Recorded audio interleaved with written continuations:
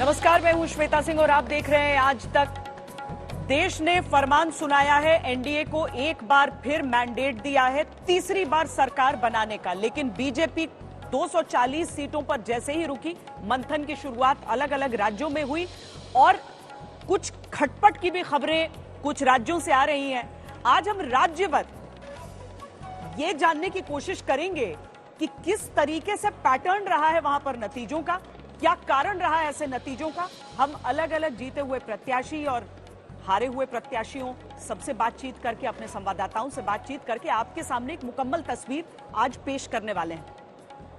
नतीजों के बाद सब इस सवाल का जवाब भी खोज रहे हैं कि आखिर उत्तर प्रदेश में क्या हुआ, यूपी में आखिर ये कैसे हो गया। जिस बीजेपी के पास यूपी में 2019 में 62 सीटें थी, उसे केवल 33 सीटों पर जनता ने यूपी में क्यों समेटा। और तब लोग चर्चा कर रहे हैं और पूछ रहे हैं सवाल कि जिस यूपी में डबल इंजन सरकार थी, मोदी योगी का नारा था, फिर भी बीजेपी को अकेले यूपी से 29 सीट का नुकसान कैसे हो गया। केंद्र के 7 मंत्री उत्तर प्रदेश में अच्छे अंतर से चुनाव कैसे और क्यों हार गए। उत्तर प्रदेश सरकार के 2 मंत्री आखिर कैसे अपना चुनाव हारे। यूपी में 2 मंत्रियों के बेटे तक लोकसभा चुनाव हार गए। जिन सहयोगियों से पूर्वांचल की गणित सुधारनी थी, उनमें से 2 सहयोगी राजभर और संजय निषाद की पार्टी फेल हो गई। अयोध्या में राम मंदिर बना, लेकिन फैजाबाद सीट बीजेपी हार गई। अयोध्या के आसपास की 4 सीटें बीजेपी हार गई। उत्तर प्रदेश के हर क्षेत्र में बीजेपी को नुकसान ही हुआ है। और अब उत्तर प्रदेश में इस हार के पीछे भीतर घात की बात भी कही जाने लगी है। पूरे प्रदेश में कुछ गद्दारों ने गद्दारी की, वो आस्तीन के सांप बने, लेकिन इसकी समीक्षा पार्टी करेगी।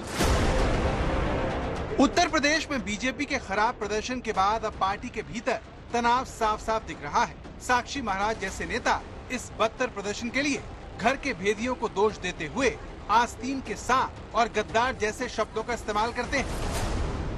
पूरे प्रदेश में कुछ गद्दारों ने गद्दारी की, वो आस्तीन के सांप बने, लेकिन इसकी समीक्षा पार्टी करेगी। साक्षी महाराज भले ही उन्नाव से लगातार तीसरी बार जीत गए हों, लेकिन उनकी जीत के अंतर में कमी आई है। इसीलिए वो पार्टी में रहते हुए नुकसान पहुंचाने वालों पर भड़के हुए हैं।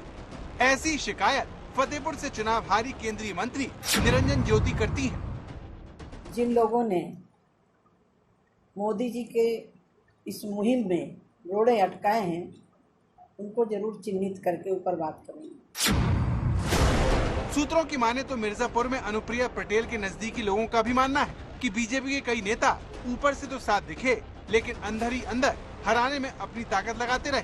जौनपुर से बीजेपी की टिकट पर चुनाव लड़ रहे कृपा शंकर सिंह ने कहा कि हार से निराश नहीं है, लेकिन वो अपनी हार की वजह शीर्ष नेताओं को बताएंगे।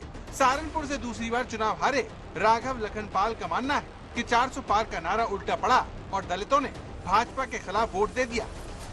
कुछ जातिगत समीकरणों के चलते, कोई ऐसे वोट बैंक के शिफ्ट होने के चलते जो कि मुझे देखने को मिला है गिनती के दौरान, उसके कारण ये हम इस सीट को नहीं जीत पाए। उत्तर प्रदेश में हार की वजह बेशक लोग भीतरघात को, गद्दारी को ठहरा रहे हों, लेकिन एक सच ये भी है कि जो बीजेपी का अपना वोट बैंक पिछले 10 सालों से बना हुआ था, ओबीसी, वो बीजेपी से छिटक गया है। कुर्मी, कुशवाहा, शाक्य, निषाद, ये बिरादरियां बीजेपी से खिसकी हैं, छिटकी हैं और ये सपा और इंडिया अलायंस के साथ गई। और इसी के साथ दलित वोट भी, जो कि आरक्षण और दूसरे मुद्दों से नाराज था, वो भी चुपचाप इंडिया अलायंस को चला गया। हार की सबसे बड़ी वजह यही मानी जा रही है। कुमार अभिषेक, लखनऊ, आज तक।